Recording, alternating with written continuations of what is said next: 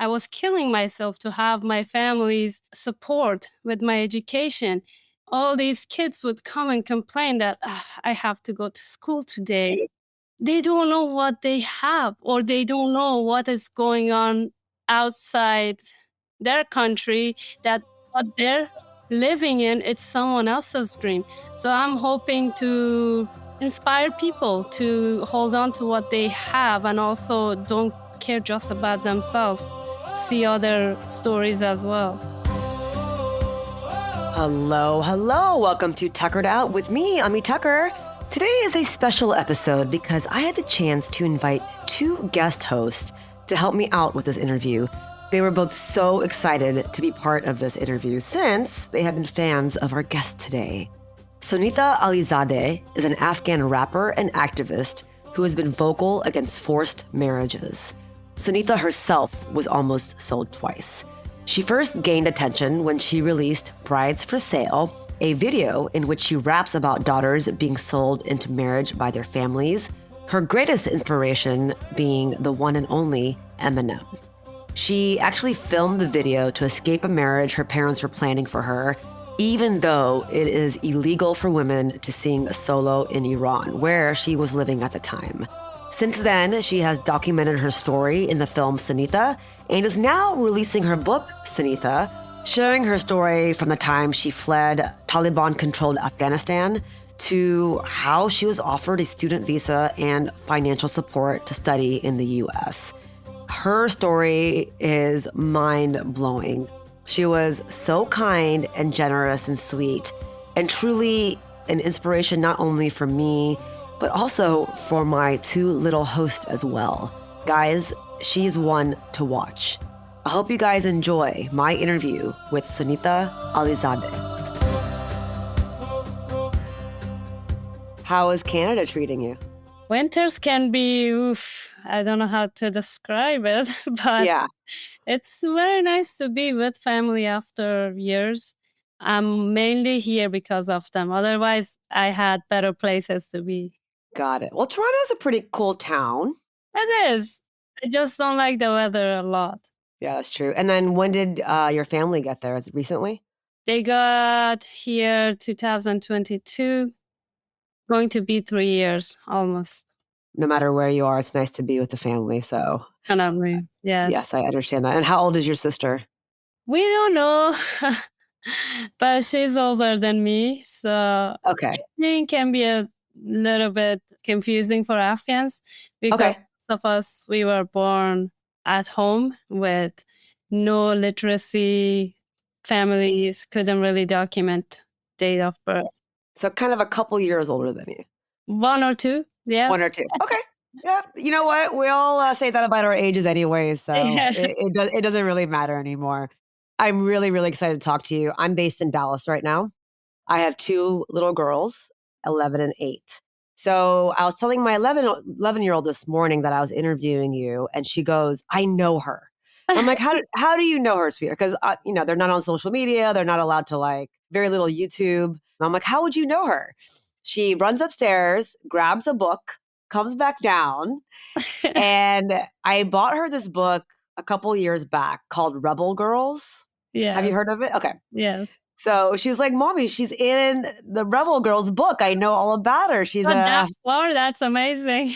Yeah. So she's really excited. So they're both downstairs reading and doing their homework, but she really wants to meet you. So I'm going to have them come up and say hi. And they both have one question each for you. They were talking about your life and everything you've done. And they don't get excited about my guests. You're my 160th episode and they usually don't care. So I think when they found out they knew you, they started writing down questions. Oh my God. Yes. So I'll have them come up in a bit. So yes, I have your book. I've been reading it. I haven't seen the documentary yet, but just reading all about your life, obviously there's so much there. I would like to start a little bit at the beginning. And I know you've answered these questions many times, but to me, childhood and the stories of childhood and your parents and your first insular family is so important and shapes who you are. And so when you told me just now that you are with your mom and sister, that made me really happy that you guys are together. So I know you grew up in Afghanistan, fled to Iran, escaping the Taliban. I don't know if you ever talked about this because I was trying to find all your interviews. I know you were young. So do you remember anything about that time? Any like memory that would pop up that reminds you of escaping? Well, I had several escapes. Okay. If Okay. we talk about this escaping the Taliban to go to Iran, where we thought living would be easier, that I mostly remember. Of course, it was nice to have my family alive and to be in a country where we didn't hear the sound of bullets every night. So that was great. But again, in Iran, it's very difficult to live if you are an undocumented Afghan refugee. You basically have to give away all your basic rights in order to live there, just to breathe. And for me, it was the same, not just for me, for my family, for Afghans who I knew in Iran. We had to basically not chase our dreams such as having access to education. We were not allowed to even question that because we had no legal papers. So I remember people mistreating us a lot. I remember me knocking on all the doors I knew just to sit in a classroom with Iranian kids, but that never happened. So memories, most of it is very upsetting to me, but I also have great memories like making friends in Iran at an NGO where an Iranian lady led me to stay at the NGO to learn how to read and write. And I have most of it again very sad, but also have memories that I hold on to continue and make me very happy to think about them. Do you go back there at all? To Iran? Yeah. I wish I could because my close friends are still there, but because of the pieces I've made, it's against the Iranian regime and especially the mistreatment of Afghans. I wrote about that a lot. So I'm afraid to return. Yeah. I definitely have questions about that because you singing and rapping about your experience and writing your own songs as a solo female must have raised a lot of eyebrows. I can't even imagine what people were saying and how you were able to handle that. So we'll definitely get to that. I know, you were put up for sale when you were 10 years old for marriage. That fell through. You were put up, I think, twice, I believe. And this is because obviously your own mom was a child bride. And this is what people in your family, maybe in your community did. It was a common thing to do, to sell your girls in order for your brother to get married as well. Do you have a lot of friends that you have seen get sold to marriage? So just to add a little bit to the story about my mom, because when people hear me telling them my mom was trying to sell me into marriage, right away they start to see my mom as a monster and they don't try to understand my mom's story is even more heartbreaking than mine because she was sold into marriage at age 12. And since then, this was something that she was taught from her parents, from neighbors. This is what she learned, that if you are a girl, you get to a certain age, it's time for you to be a wife because she didn't have a childhood. And she was told that in order to be safe, you have to have a man, you have to be married. So she loves me. She loved me, definitely. And all she was trying to do, I was trying to help me. And also because of poverty, she was trying to help my other siblings. And this uh, story of child marriage was happening all around. For us girls, being basically a bride was a dream, kind of, because we had no other role models next to us. Girls, our neighbors were always thinking about marriage. They always wanted to feel like someone wanted them. And the only way that you would feel you were wanted, you were needed, you worth something, it was through marriage. And also because it's only at that time that you get all the attention that you beg to have. So I saw this happening to my sisters, to my friends, to my classmates. It wasn't something that was new. I was actually waiting for it when I got to age 15 or 16. It felt like it was late for me actually at that Oh, age. Lord. Yeah. So, yeah. When I read about your mom and that story, my first thought honestly was your mom was just doing what she thought was good for you guys, what was right at the Definitely. time. You know, it's not like this evil plot to get rid of your kids or Right. anything. And I think people need to understand that she had gone through it and generations before that have gone through it. And just it's what she knew was the right thing to do at the time, right? I can imagine for her seeing you and your journey has been such a big journey for her as well. And I would love to know how is she now? How has she changed over the years? Honestly, I never thought, first of all, I would do something like music and for my family to like my music because I started doing it in secret. And then after writing a few pieces, my family, willingly or not willingly, they heard my music on national TV, in Afghanistan radio, and from other people. Through music, they actually got to know me. And because no one, music is a form that you have to speak. No one can interrupt you, basically. So they listened to me. They got to know me and my feelings, and the song that really touched them was Daughters for Sale, because that's the story of me going through child marriage and the story of my friends, and also 12 million other girls being sold into marriage every year. I wasn't expecting any big support from my family. I just wanted them to leave me alone, not to even say anything, no comments. But then one day when I was in the US, I received a call from my mom. She started to talk a little bit, she was calm, and she told me that there's a woman named Farkhunda who was, brutally killed, and I want you to write a song about her. Yeah, at that moment, I was like, I actually had a test. I didn't go to my test because this conversation was, oh my God, it was life changing. I wasn't sure that was happening. I stayed on the phone to learn more. And since then, they have been, especially my mom, she has been so supportive of my music because she has seen it that I didn't only change my life. When I left Iran, one of my classmates, she was sold into marriage. She was engaged with a man who was 35 years old, something, with two kids. And then after me leaving child marriage, trying to chase my dreams no matter what, my friend, she heard the song. Her parents heard the song. She got inspired and she also escaped. She goes to college now. We saw a change coming in my family, around me, and slowly, after about maybe 8 years, my family started to be very supportive.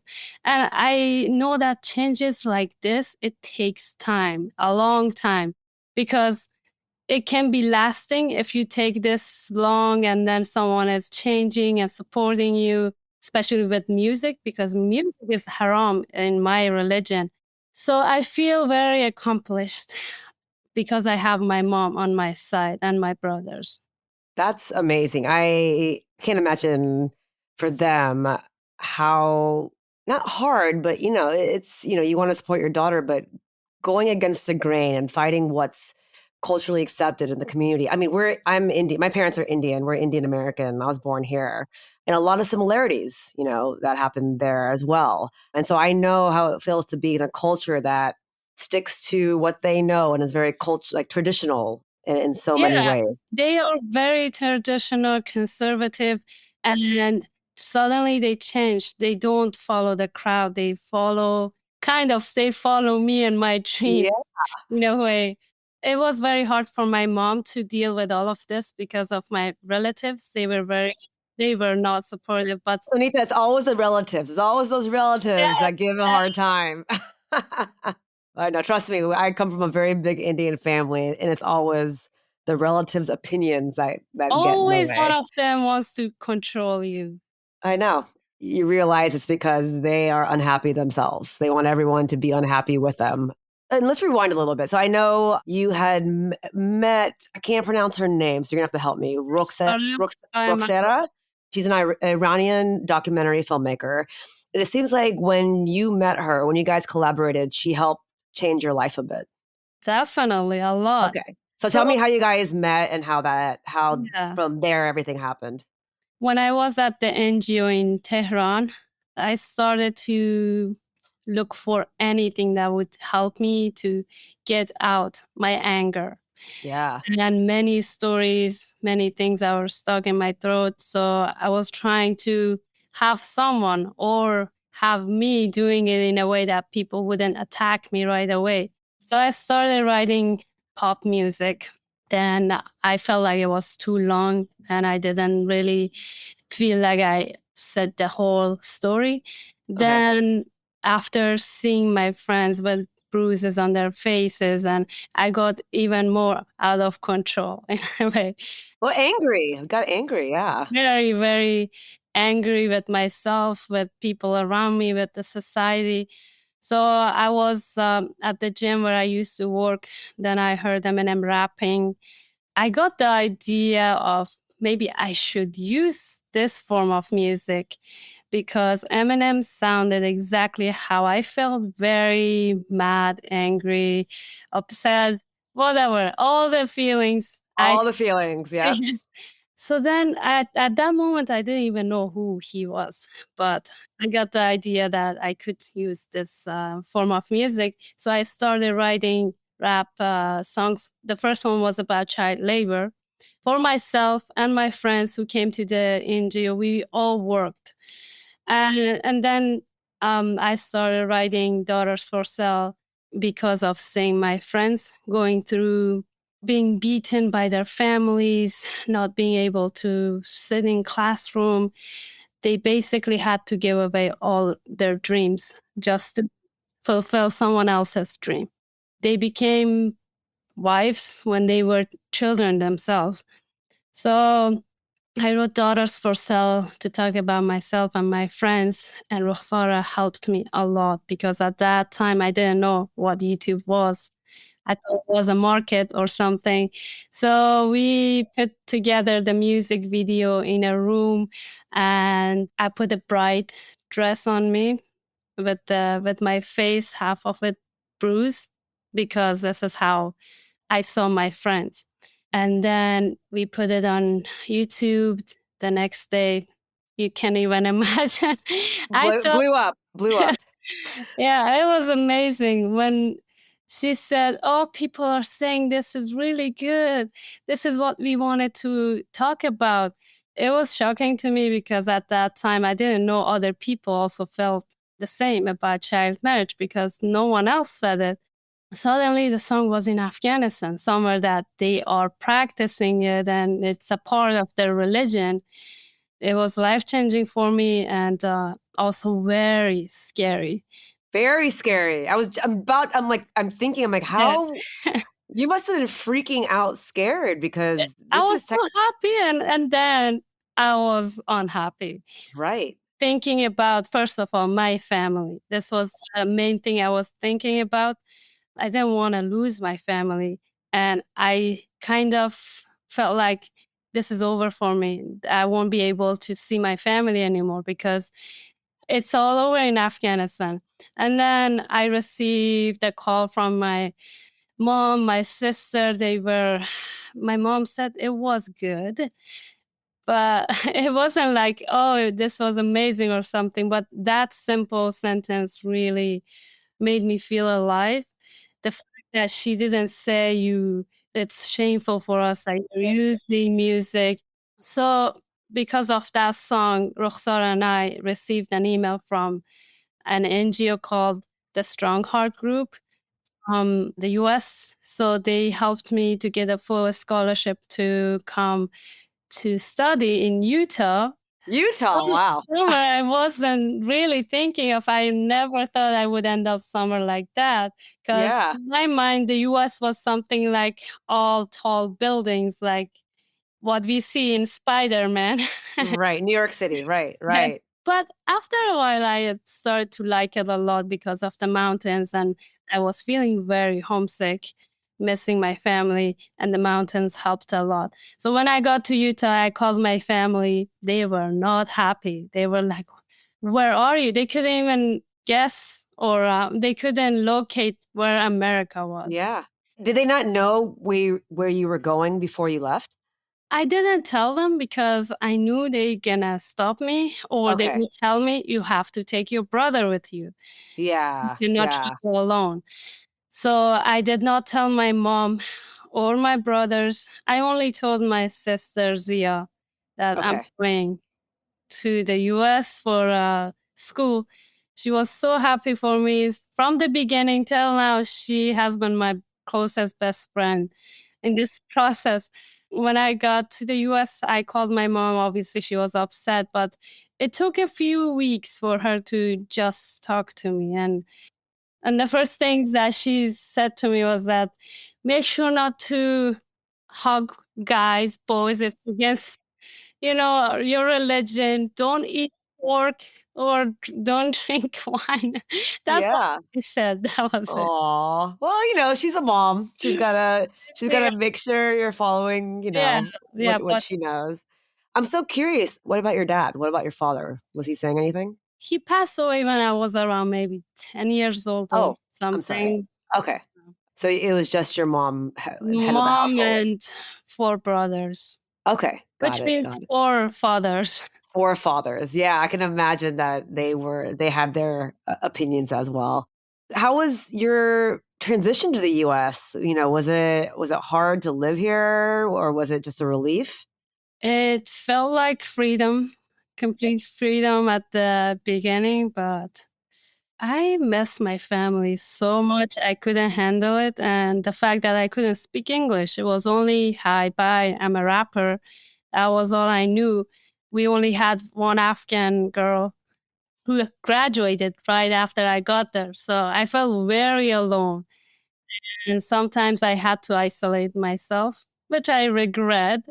But I felt very shy to be in a group where they all spoke the language. I couldn't comment or say anything. So it was very difficult after a while. Once I could speak, once I made friends, it became easier.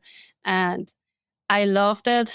I loved eating cheeseburgers, seeing people, going places, riding my bike without people judging me, and having a studio all to myself, going to record music whenever I wanted. Okay. So this NGO were they supporting you through the studio? Like how did that all take off? The NGO, once I got there, they helped me with my advocacy work for a while, but Okay. music part, I got support from Wasatch Academy. This is where I went to school. Got it. Yes. Okay. I would love to know if Eminem ever has heard your story. Do you know if he Me has? too. Can you tell? Okay. Yeah, I would love that because Uh, I mean, it makes sense to me that knowing your story and what you've been through and all the many feelings, that's what rap is historically known for, right? mhm. Storytelling through people that have gone through something very unique, very traumatic, that have lived hard lives, a lot of them. And so, rap to me is more definitely more than music. It's storytelling, it's history. For me, it's like therapy. Uh, Yeah, therapy. when Therapy. I got to Wasatch, people would tell me I should see a therapist. I mean, of course, we do need that sometimes. But for me, whenever I start to write, it feels so amazing. So this is a way for me to heal. Yeah, I agree. I mean, in my own way, the podcast for me is therapy, just talking to people and understanding stories. I think talking, writing, storytelling, connecting with people from different parts of life, I think is healthy. It's a healthy way to get to know yourself.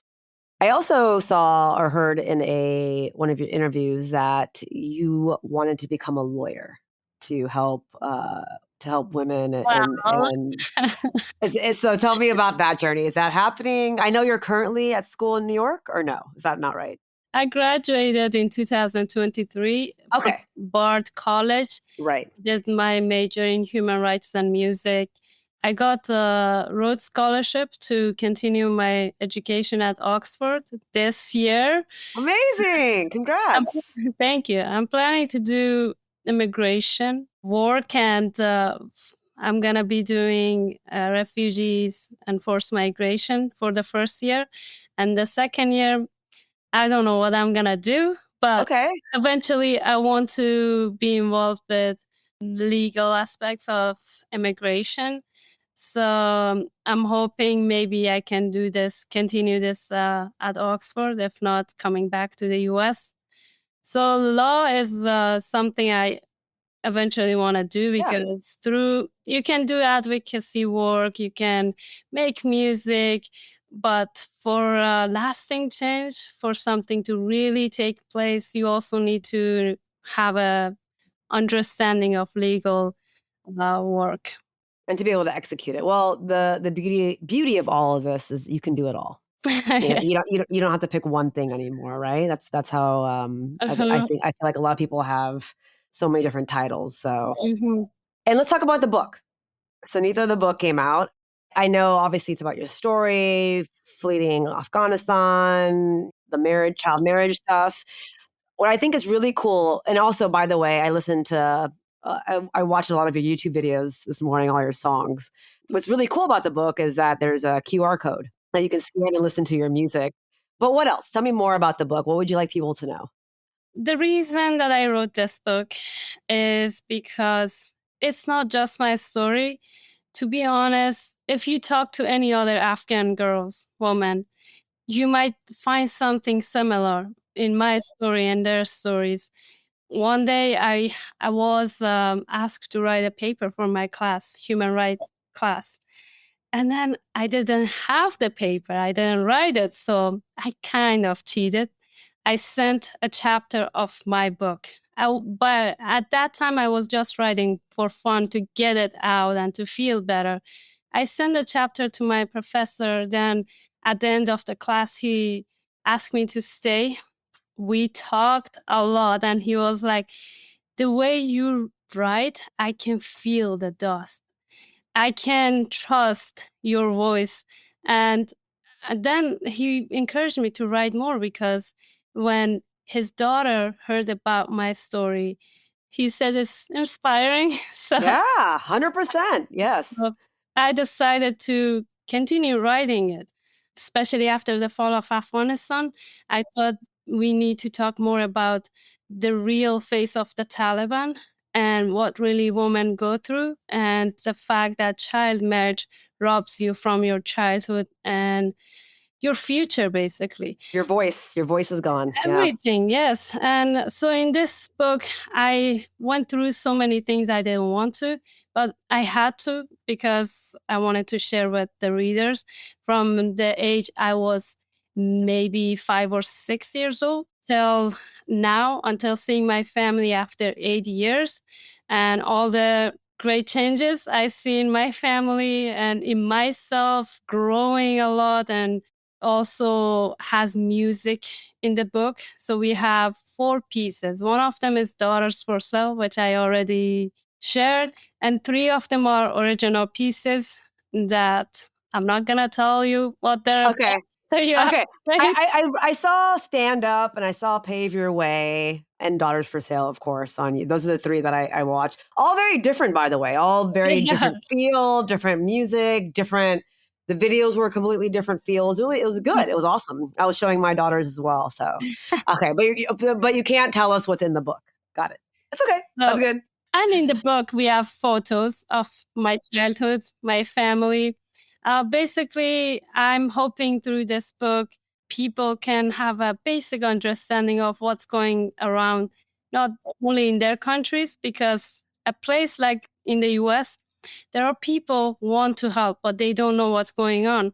And the education system doesn't really teach them outside their bubble, which is upsetting. And I learned that in high school, actually, when I was killing myself to have my family's support with my education. All these kids would come and complain that I have to go to school today, and they don't know what they have, or they don't know what is going on outside their country, that what they're living in, it's someone else's dream. So I'm hoping to inspire people to hold on to what they have and also don't care just about themselves, see other stories as well. I love that. Don't take things for granted. I tell my kids this all the time. Exactly what you said, complain about going to school. And I tell them, you have no idea how many girls would die to be in your place. So no, do not complain all the time. We're all like very lucky. There's no reason to. I love it. So, and the book is out now, and you can get it. I'll put all the links on the podcast and social media and stuff Thank and tag you. So what I'm going to do, I have one last section, but it's a fun round. It's called the fast round. I'm going to grab my daughters really quick. They're Okay, just going to ask let's you go. one question each. Okay. They're very nervous. Give me like 30 I am seconds. nervous. No, Usually no, no. kids, they have the best question and hardest one. I don't know what they're going to ask you. I wish you good luck. Give me about 30 seconds. I'll be back with them. Give me one. This is Kyla. She's 8 years old. Hi, Kyla. Hi. How are you? Good. How are you? Good. I heard you have a lot of questions. Yeah. My question is, what inspired you to become a rapper? Mm. So, in my case, I feel like there were so many things that really pushed me to choose rap. And one of them was child marriage, because my friends were sold into child marriage. Do you know what child marriage is? No. So, girls like your age, from 8 to 12 or under 18, they are forced to marry someone who they don't know or they don't want. Oh. Yeah, it's very devastating. They cannot go to school, they cannot have a future of their own. They become mothers at a very young age. Some of them die because of complications, birth complications. And in my case, I faced all of these. I saw it happening around me, to my sisters, to my friends. So I wanted to tell their stories before it was too late. I wanted to change my future. And this is when I chose rap, started to talk about child labor and then child marriage. Eventually, because I continued doing what I was doing and I believed in my voice, and people around me, they supported me a lot. They were like angels to me. So because of their help and because of my confidence in my work, eventually I made it where I am today. Thank you. Yeah, thank you. Hi. Hello. What's your name? My name is Anya Ravel. I'm 11 years old. Oh, nice. My question for you is, what are your future goals and ambitions, both as an artist and an activist? My ultimate goal is to eventually be able to return to my home country in Afghanistan and be able to work with women, girls, and children in Afghanistan, because I am doing human rights, I'm doing politics. This is going to prepare me to be a better leader for the future of Afghanistan. And because I was born in the heart of problems, difficulties, war, poverty in Afghanistan, I feel like I could bring some changes in Afghanistan. And the other really far goal that I have, it's a dream of mine, is to be able to perform in Afghanistan one day. That's so cool. Thank you. You, Thank you for doing that. they're so sweet. They're very excited. What is your biggest pet peeve? Pet peeve, what does that mean? What is one thing that annoys you the most or frustrates you generally speaking? Like, is it people that are slow, people that are mean? Telling my story at events like the UN or high-level NGOs over and over and not seeing changes. Got it. Frustration. No change. Hmm. Do you watch Bollywood movies? Yes, I used to. You used to? Okay. I was curious if Bollywood was a big thing in Afghanistan and It Iran. was definitely. And this is how Sunita came to be. Okay. Okay. Do you have a favorite Bollywood movie? PK. Okay. Yeah, that was a big one. Mm, The Oscar, they won the Oscar for the song, right? I don't know that, but I I think so. love the story. It makes Yeah, sense to have it now. I love it. Who or what would be your dream collaboration this year? Anyone you want to It work has with? always been, not just this year, but Eminem. Eminem. Okay, still Eminem. Any other rappers that you like? J. Cole also. I can give you all these cool names, cool artists, Yeah, but for now, Eminem. Eminem. I love it. I love it. What is the best concert you've ever been to? I think it was with my host family in Colorado. It was at Red Rocks. Do you know where that is? Yes. And oh my God, that sounded so amazing. It's so amazing. Um, Who did you see? I think it was, what's his name? Smith? Smith. Um, Smith. it was a band. I can't Okay. remember the first name. Country music. Country music. I grew up in Texas my whole life, and I don't listen to any country. No, I never did. That was my first time actually hearing Yeah, country music. yeah. And you liked it? I did, and it Yeah. sounded really nice. I think I mainly loved the venue. Yes, the venue. Yes, the venue is Yeah. is amazing. Yeah, I've been there once. So my next concert that I'm gonna go see Coldplay. Have you heard of Oh Coldplay? my God. Yes, yes. I'm a big concert person. I have like 5 guitars here that I try to play at all times, and I went to we moved to India for a couple of years with my husband's job, and Mm. I went to DJ school because I was like I Oh, want to do wow. something in music. I've always wanted to do it, but I was never talented enough. No. And then tell me about your plans just this year in terms of professionally, Yeah. personally, anything you can tell us that you want to do this year. First of all, I'm very excited for the book. So Yes. I'm counting days Awesome. to be able to share it with friends and other Yeah. people who would like to know more about my life. Just staying with my family, making more music, and eventually in September, I'm going to the UK for 2 years. This is what I'm looking forward to. This is big things. Will Mhm. your mom and sister come with you, or do they stay in Canada? They're gonna be in Canada. Okay. Yeah. Okay. Well, this was amazing. I had so much fun. Big hugs to your mom and sister. Thanks so much. I know that support system, you can't do without them. And so Exactly. I'm sure they're as much part of this journey as your own work. Mhm. And so big kudos to them. Well, thank you. This was so fun. Take care. Tuckered Out is hosted by me, Ami Tucker. This episode is produced by Genie Media with Jeannie Saraswati, Ashley Tuff, Micah Sweetman, Hans Andres, and Laura Radescu. You can follow me at Tuckered Out Podcast on Instagram. And please subscribe, rate, and review wherever you get your podcast.